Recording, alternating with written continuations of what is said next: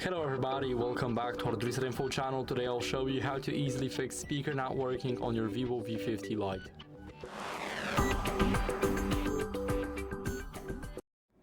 So first, what you guys need to do is check the volume levels. So go over to settings. Now here in the settings, we will have something like sounds and vibration.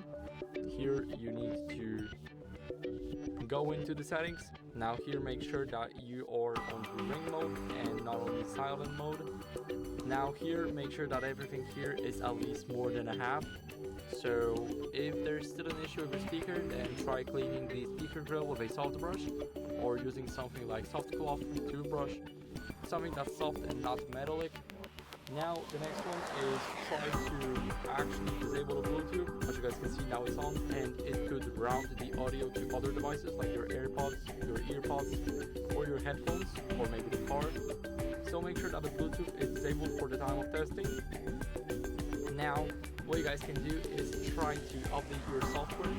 So go here, go scroll down.